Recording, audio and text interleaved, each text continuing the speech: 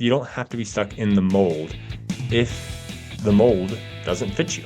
And the more that you can think outside the box, the more rewarded you're going to be, especially as the world continues to accelerate its growth and change at an unprecedented pace. Welcome to the Teacher Money Show, the podcast dedicated to helping teachers navigate your unique financial challenges and unlock your financial superpowers. I'm your host, Sean Morgan, a full-time educator and personal financial coach and speaker, and I'm here to help every teacher, whether you're a seasoned teacher looking for fresh insights or a new educator navigating your first paycheck, to have a richer wallet, classroom, and life. I'm excited to have another one-on-one episode with you. I don't do this enough, so I just wanted to throw this out here. Please share this information on how to live a more financially stable life is life-changing. It will help so many teachers if they only know where to find it. So please share it with one person. That's all I'm asking. Find one person that you think would be receptive to this in your school and tell them about it and see where that goes. Also, I'm trying different things right now. I'm trying to be innovative. So please reach out to me at sean@teachermoneyshow.com and tell me what's working, what's not working. I'm trying webinars. I'm interested in doing Q&As. I'm interested in doing more one-on-one coaching. Anything I can do to better serve you and help you come closer to your goals in finance. I would love to hear from you. Sean, SHAUN, @teachermoneyshow.com. All right, now let's dive in. We're going to be talking about frugal living for this whole year. And I'm just going to start with the heavy hitters, the big three. So today we're going to be talking specifically about housing and what we can do to reduce our housing. I'm going to give you 5 ways that you can reduce the cost of your housing. You might not like them. You might not like any of them. In fact, if you like these options, you might be a little weird because we as human beings want more, right? Naturally, I would love to have a large house on acreage that's about a beautiful garden and a pool and a 3-car garage and a shop in the back and yeah. I can do all these things that would be nice to have. That doesn't mean I'm going to do that because nice to have is not need to have, and need to have might be able to change with the right mindset. So that's what we're going to be looking at today. Specifically with housing. Housing is a huge cost, like massive cost. I mean, 30% of your budget going to housing is the recommended amount. And that's 1/3 of pretty much everything you're doing. Going higher than that is, of course, going to make it really difficult to save any money. Lower than that is better if you can swing it. And we're going to talk about ways that you can bring it down to that 30% range or lower in our episode today. Because let's say you make $3,000 a month. And $1,000 is what you should be spending on your housing, but you're spending $1,500. Well, half of your salary is going to your housing. If you can drop that down to that 1,000 mark, you've saved $500. You have increased your spending by that percentage, which I believe would be by 33%. Correct me if I'm wrong, math people.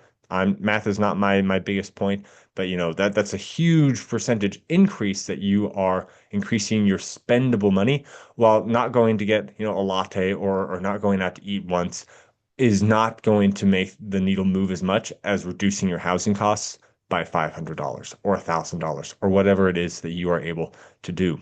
Housing being such a big portion, any percent point that you can bring it down is going to be a large amount of your total budget. So that's why we focus there, because the more uncomfortable that you can live now, the more you can eschew that luxury lifestyle early on in your life, the better it is long term for your savings. Now, if you are later in life and you're like, no, I'm stuck in my ways, I don't want to do that, then maybe you find other ways to cut because you probably have a higher salary, so you might be able to cut more of other things to make that gap because you've just let your lifestyle creep up. And we'll talk more about those things in other episodes. But housing, even if you are later on in life, is still a big expense, and finding ways to cut it is worthwhile. So let's dive in with the 5 ways to reduce your housing costs that I've come up with. I'm sure there's more. Now, to temper some expectations here, you're probably not going to get to stay where you are right now. And if you are, there's going to be some sacrifice involved.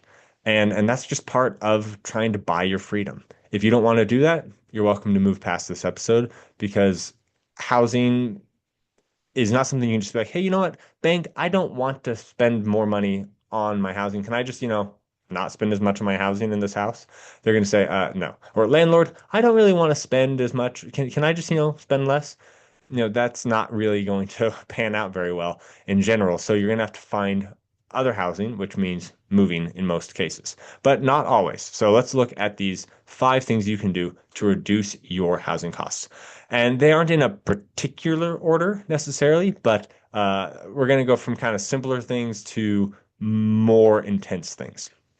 So the first thing to do is if you are trying to figure out housing, this might not be so much a big factor if you're already in a house, but if you're considering, changing housing, or maybe this is something to consider just in general, depending on where you live, consider renting versus buying. And I'm not saying rent is better or buying is better.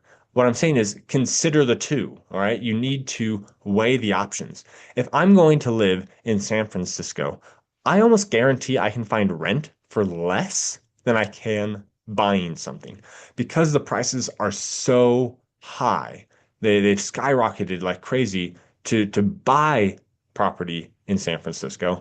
But because of rent controls and things like that, there are some lower cost places there, and because the landlords are often buying there for the appreciation of the property, not so much even for the rents. There's a whole play on that. It's because they want people to be able to defer their costs, but not really to make cash flow in many instances. So that would be a situation where I'd probably say renting is likely to be better than buying. But when I look at renting versus buying where I live in Texas, I can buy a property and pay less than what somebody's going to pay to rent that property in many instances. So it doesn't make sense for me to rent here because I'm not building equity at that point and I'm paying just as much. Now you can make an argument that, well, you're not paying for maintenance and things like that. So long term, maybe, if you're not going to be there a long time, renting could be better in that situation. But those are just things to consider when you're looking at it. Like, what would the actual literal cost be of renting versus buying? And if it's going to be significantly cheaper to rent, that is definitely something to consider. Also, when you're making this, calculation, remember that buying has value long term. If you are not 100% convinced that you're going to live somewhere long term, buying becomes less of a good choice. There's other reasons why I like buying. I'd love to argue with someone, renting versus buying, just because I think buying for me, I just like the empowerment of I own it and I can improve it and do what I want with it. But that's not a financial decision. That's more of an emotional decision. So when you realize that the long-term value in buying is that your mortgage stays the same, yeah, you have, some insurance and stuff like that going up. So your exact payment doesn't always stay the same, but the base principal and interest stays the same from year to year to year. And then after, 15, 20, 30 years, you no longer have that principal and interest, so it drops drastically. That is a powerful reason to buy. If you know you're going to live there for only 1, 2, even less than 5 years, renting might be a better choice just because there's less transactional costs for buying and selling, uh, for renting versus buying and selling that you don't have to pay when you're going in and out of the market. But if you're going to be there long term, buying is the play, in most instances. Once again, San Francisco, maybe not. It might just not be accessible in any stretch of the imagination, so something to consider. Okay, number 2, moving within your town. Now, this one is easy enough to do, but it's still annoying because you have to move and no one really likes moving. But this includes, buying or renting a smaller home. Even if you're like, I feel like I need more elbow room. People used to live in, 1 bedroom houses with huge families. Do we need elbow room? That's the question. You might want to try and figure out how much elbow room you really need. Also, sometimes we want to be in the up and coming best place to be. There might be cheaper locations with a slightly longer commute that, if you're saving two, three, four, $500 a month by living an extra few miles away, you're not going to make up for that in the commute. So you won't save that full amount, but it's going to be significantly cheaper to commute a little bit longer to save that money. So those are the two things that I would say just moving in town is figuring out, is there a better place in town to live for a cheaper price?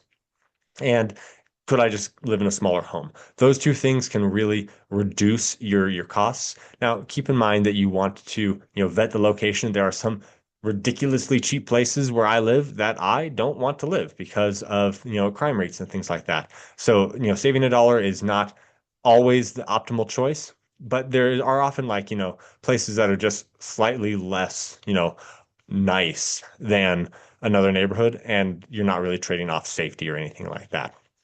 So like in my town, it's really odd. We have like blocks, and within your 1 mile block, like all the houses are like the same, like they comp well. If you cross any major street, they're entirely different. And if I cross a major street, just less than a mile away from my house, the house prices skyrocket, and they're like so nice, and like everyone's like, oh, I really want to live there. It's so great. But like, I don't live that far away from that place.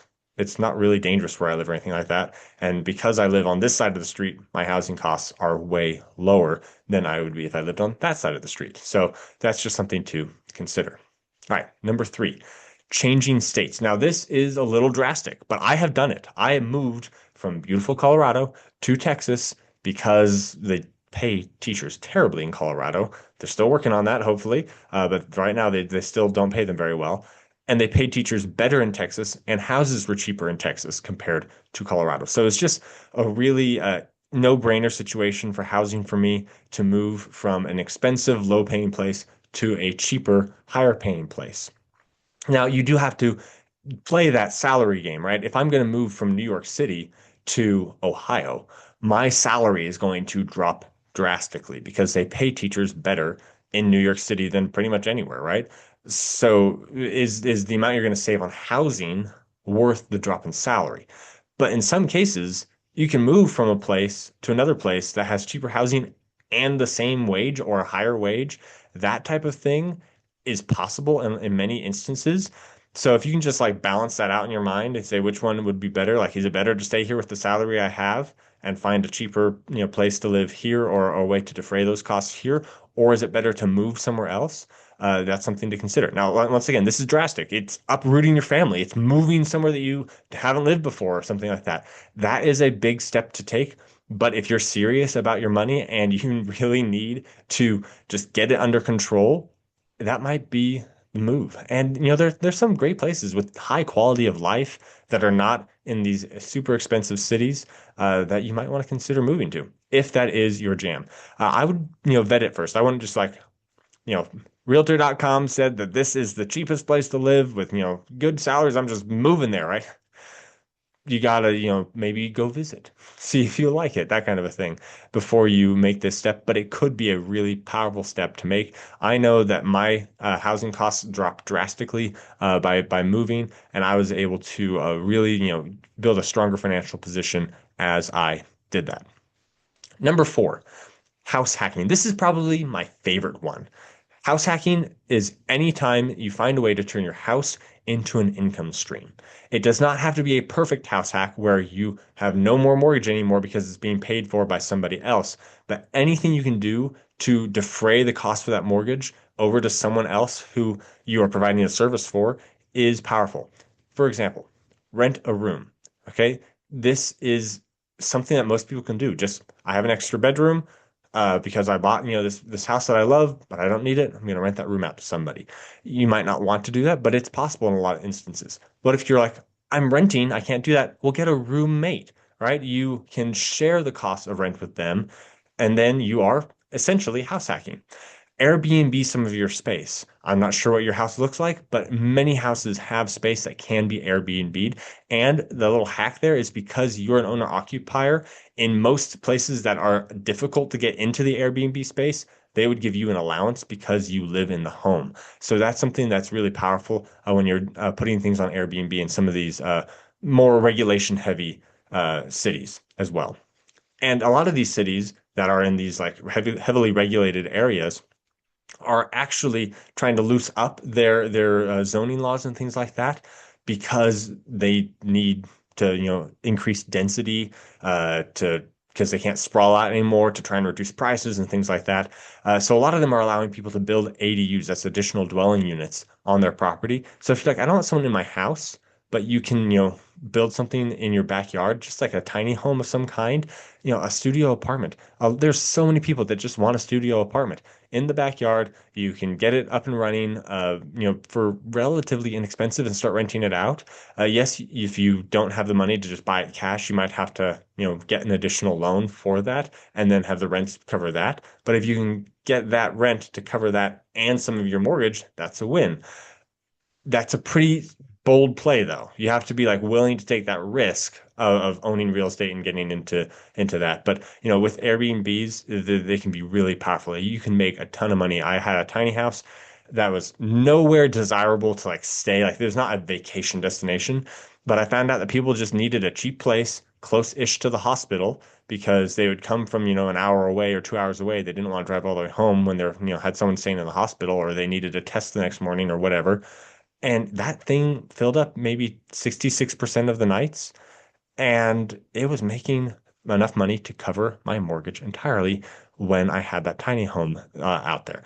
So that is a powerful, powerful strategy. Then there's buying a duplex, triplex, or quadplex, living in one unit and renting out the other one, two, or three. That can drastically reduce your mortgage or make it zero if you do it right. It is a classic, great strategy, especially if you can live in a one bedroom or two bedroom space. Some duplexes are three bedroom, two bath, which would mean that you are living in essentially a full size, modern home. Because once again, modern homes being the three bed, two bath is as the standard is a modern idea. 50 years ago, two bed, one bath was pretty standard for a full family. So, but like if you want, enough space, still enough elbow room, but you live in one of those 3-2 duplexes, you can reduce your mortgage in many instances as a result. If you're able to, buy it as an owner occupier and it makes sense in your area. So don't just say, oh, I can live in a duplex, therefore it's going to be cheaper. Naturally run the numbers on that. You can listen to my episode with Mason, where we talked about house hacking to get a better idea of that. Then there's also things like renting storage space. Like there's just so many different things you can do to hack your housing. It might not all make, a huge dent, but any little bit helps if you're not willing to do any of these other more drastic moves. And then number five, I love this one. This one's kind of fun. This is what I've been thinking about lately with me and my wife, just throwing it back and forth just for fun. Maybe we'll do it, maybe we won't, but we've considered all of these options in the past 6 months, just because we're trying to have my wife be able to stay home and raise our young child. Don't want to put him in daycare, so we're throwing options around. And they'd be a little extreme because housing prices have gone up. So if you really want to be serious about this, you might have to do something extreme, such as one, RVing. We can buy an RV for like maybe 30 grand that would fit our family, not like elbow room, but comfortably enough. And then we could rent out a lot for like $500 a month in a beautiful place. And then we'd be just, either paying off the RV if we really wanted to, get the loan on that, or if we're able to, buy it outright, we just have the $500 a month, and it would cut our mortgage down by half or a third by doing those kinds of moves. Is it going to be comfortable? Maybe not, but we would be able to then, in the summers go drive around and explore the country as a result. Another thing we've considered is buying a tiny home or even a manufactured home because some of those are not as expensive and buying some land outright and just putting it on there. And when you do that, you can, get land for pretty cheap in some places that are maybe just not like the peak desirable spot, but like close to it. Like we found some land in Texas. Of course, this is Texas, guys. By a lake for like $20,000. Not even much of an HOA fee to live out there, which I don't like HOAs, but when it's like $12 and they offer amenities like, they maintain this nice playground for my kids, I think that seems like a great idea. So like, things like that, like $20,000 for a lot that I can put a home on. I buy that outright. I've got my home on there. I've reduced my mortgage. Something that I'm considering, and it'd be next to a lake, which sounds like fun. I'd love to live next to a lake, go kayaking, and increase my quality of life while doing something different. Now, of course, I teach online, which is why I'm able to consider that. But in a lot of places, you can go somewhere else and there's still going to be a school nearby, right? Like schools are everywhere. In the most rural, weird places, you find a school building. So I mean, once again, you have to consider the cost of your housing compared to your salary, compared to a commute. But there are just different options out there if you are willing to be flexible and try something different. That's all I'm saying. And then here's another fun one. Live in caretaking. Okay. There are people all over the United States who need somebody to live with them, like an elderly person. They just need someone who can do some cooking and cleaning, and they'll just let you live in their house for doing some cooking and cleaning. So you go to school, you work, work, work, you come home, you do a little bit of cooking and cleaning, you talk to them, maybe play some canasta, whatever, but you also can live your own life. Uh my cousin does this. He works part-time, and then he also just does this, and then he works on music because he likes music. He's just kind of doing it to live and get by in LA, and he's able to get by so much easier because he's not paying for housing. We haven't considered this one so much because with young kids, an elderly person might not want to have kids screaming and running around. But another caretaking thing that we've considered is there are people that will pay you and give you free housing to take care of the grounds, so like a campground or an HOA area, things like that. And it's just part-time. Some maintenance is involved. If you're handy in any way, that could be an interesting idea. And like I said, these are just some ideas that I've considered. But the point that I'm making here is if you are serious about your housing being zero, look for other options. Like, think outside the box. You don't have to be stuck in the I'm going to buy the house with the white picket fence and the two-car garage and yada yada. Like, you don't have to be stuck in the mold if the mold doesn't fit you. And the more that you can think outside the box, the more rewarded you're going to be, especially as the world continues to, accelerate its growth and change at an unprecedented pace. So those are my five ideas for how you can reduce your housing costs. I know they're not all practical, but they are going to move the needle in meaningful ways if you do them right. So, renting versus buying, just making that decision depending on where you live, moving in town to a smaller home or a cheaper location, changing states if that makes sense for the reduced costs versus the salary reduction potentially. If you can get a higher salary and reduce costs like I did, wow, go for it. That's my advice anyway. Up to you, of course, what you want to do. House hacking, huge opportunity, especially if you live in one of these expensive places to live, to have like an ADU or a rented room or an Airbnb of some kind, any kind. My brother stayed on a cot in someone's garage for like $10 a night. And he was grateful to have a super cheap place to stay the night when he was, just going somewhere, like whatever. Airbnb is ridiculously flexible. So just find a way to house hack whatever it is, and you will be glad you did. And then number five, make an extreme shift in lifestyle. If you want to do something different, something new, consider, RVing. Right? There are online jobs out there for teachers if that's something you're interested in, live in an RV, go travel, or just live in an RV in your area and then travel when you're not working. Like there's that's a possibility. Buying a tiny home and putting it on land and buying the land, right? You can get loans for these types of things, okay? But they aren't going to be 30-year mortgages, which means you actually pay them off faster. So then you end up having it owned outright sooner, which is awesome. And then, that living caretaking, if you want to, do some sort of arrangement, especially if you're like young and single, right? You can really, take advantage of these things to have low costs for your housing early on. So I encourage you to do that. Now, if you are like, okay, I'm trying, I want to save money, maybe housing is something I can focus on, but oh, that seems like a big shift. I just want to start, like getting my money in control. I recommend you go to teachermoneyshow.com/save. You can get my ebook. It's a very short ebook. Okay. It's like, 6 pages, something like that, which is 5 steps to save money as a teacher. It's just going to walk you through what you can do from step, 1 to 5 on saving money by getting a plan in place, a budget in place, and so forth. So that way you can start saving money today. That's teachermoneyshow.com/save to get that free ebook.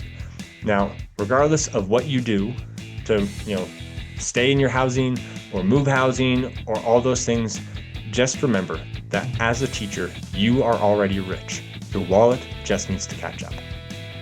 If you would like help on your personal financial situation, go to teachermoneyshow.com/coaching and you'll be able to find different ways I can help you there. If you would like to participate in spreading this message of financial empowerment to teachers, I would encourage you to talk to your administrator or to your district level about going to SeanKMorgan.com to find more information there. And regardless of which one of those you need, please like and subscribe so that way we can spread the reach of this more. Leave a 5-star rating and review. That's going to help more teachers find this, and then turn around and tell a teacher friend. I really appreciate it. The contents of this podcast are informational in nature and are not legal or tax advice, and neither I nor my guests are engaged in the provision of legal, tax, or any other advice. You should not act upon this information without first seeking appropriate advice from an accountant, financial planner, lawyer, or other professional.